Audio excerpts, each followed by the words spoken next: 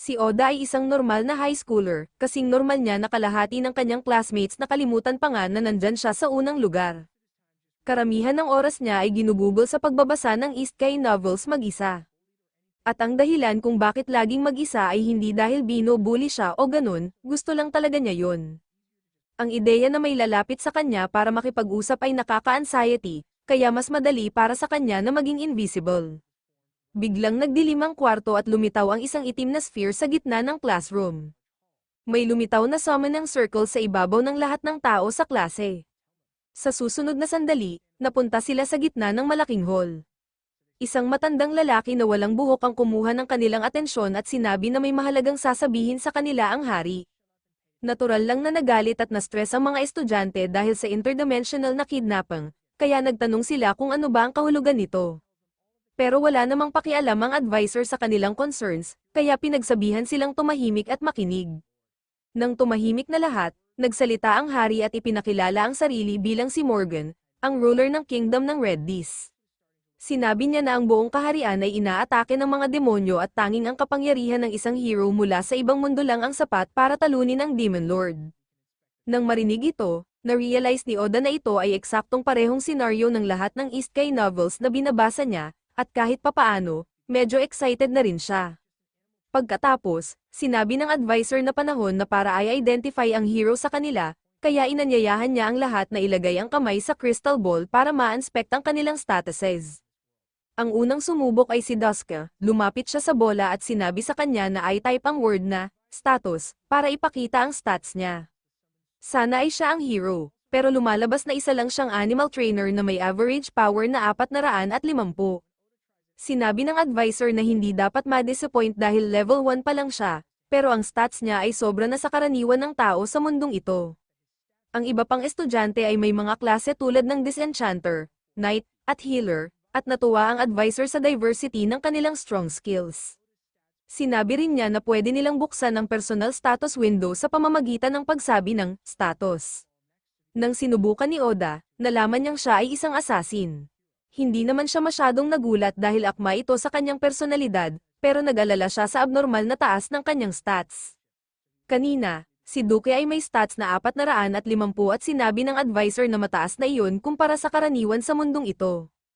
Pero ang stats ni Oda ay 1,800, ano ba ang dahilan ng malaking pagkakaiba? Sunod naman ay si Tsukasa sa crystal ball, inilagay ni Tsukasa ang kamay sa crystal ball at sa kanyang gulat, nalaman niyang siya ang hero.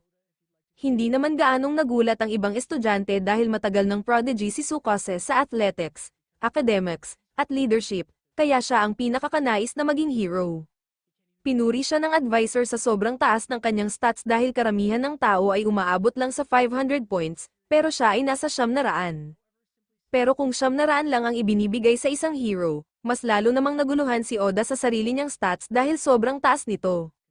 Tinanong ni NSA si Oda kung gusto niyang susunod, pero natatakot siyang ipakita ang kanyang stats sa lahat dahil alam niya sa nabasang isekai novels na may kakaiba sa hari at sa kanyang anak na babae. Hindi rin siya sigurado kung totoo ang sinasabi nila tungkol sa Demon Lord.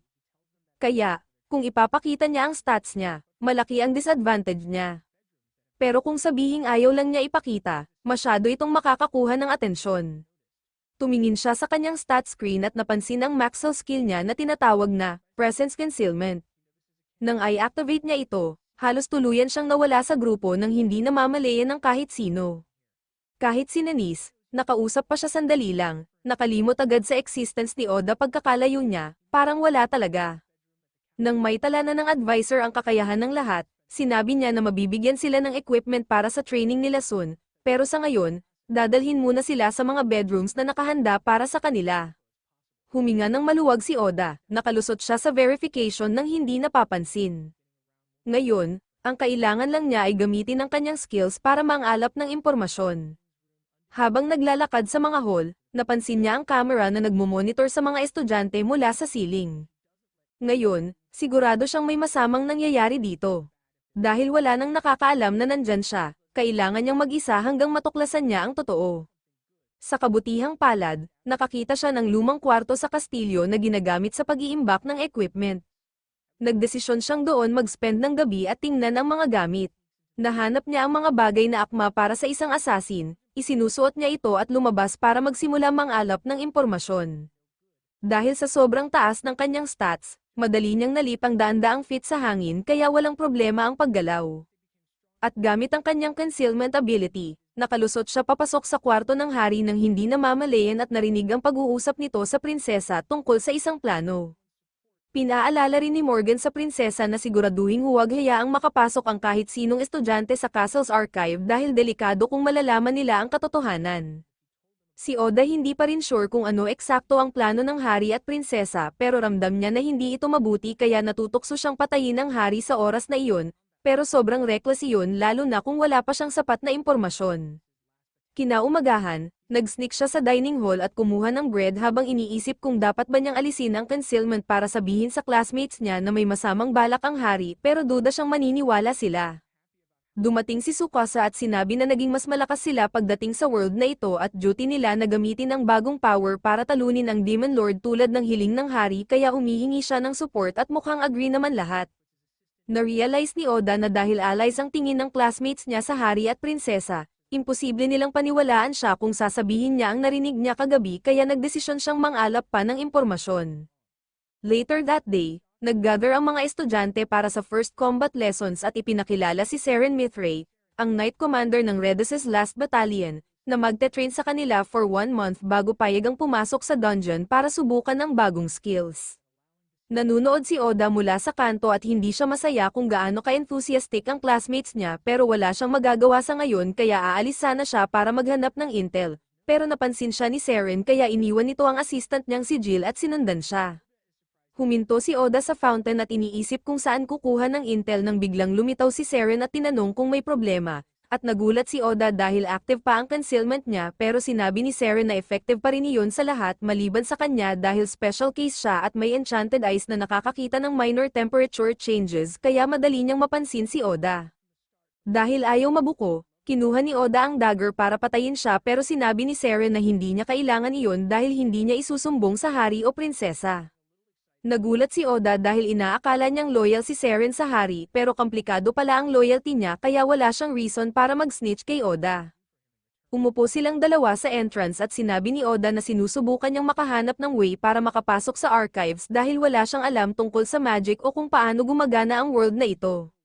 Simula pa lang, maxed out na agad ang concealment skill ni Oda pero wala siyang ideya kung paano ay level up ang iba niyang skills. Kaya nag-alok si Seren na turuan siya dahil hindi niya iyon makikita sa archives. Medyo excited si Oda dahil matagal na niyang inaasam ang tunay na assassin training pero ayaw niyang tumanggap ng tulong ng libre, kaya nagtanong siya kung may magagawa ba siya bilang kapalit at sinabi ni Seren na interesado lang siyang marinig kung paano ang homeworld ni Oda, kaya opisyal silang nagsimulang magtrabaho magkasama.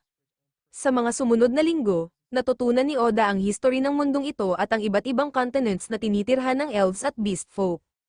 Pagkatapos ay nagsimula na si Seren sa actual training niya habang si Jill naman ang nag-handle sa iba pang heroes, hanggang isang gabi dumating si Oda kay Seren dahil nakakita siya ng strange book sa archives na naglalaman ng plano ni Cos Erin, at sinabi ni Seren na handang gumawa ng horrendous na sacrifice ang hari para sa sariling kapakinabangan, kaya hindi na siya karapat-dapat mamuno, ngunit gusto nilang panatilihing peaceful ang lahat.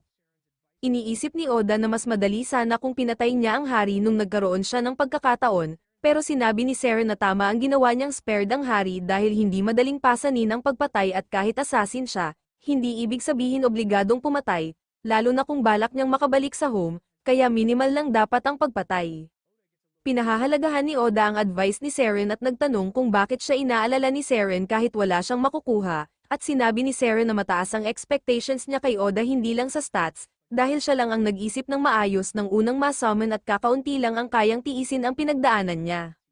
Medyo nahihiya si Oda sa sobrang papuri pero natuwa siya, at may favor si Seren na hihingin para sa planned coup na sinang-ayunan ni Oda, at sa pagtatapos ng buwan, tapos na rin ang training ng mga heroes kaya oras na para bumaba sila lahat sa dungeon. Habang ipinaparada sila sa streets, napansin ni Oda ang isang babae na tila galit sa kanila at nagtataka kung bakit ganon ang tingin niya sa heroes, kaya dahan-dahan siyang lumapit para magtanong.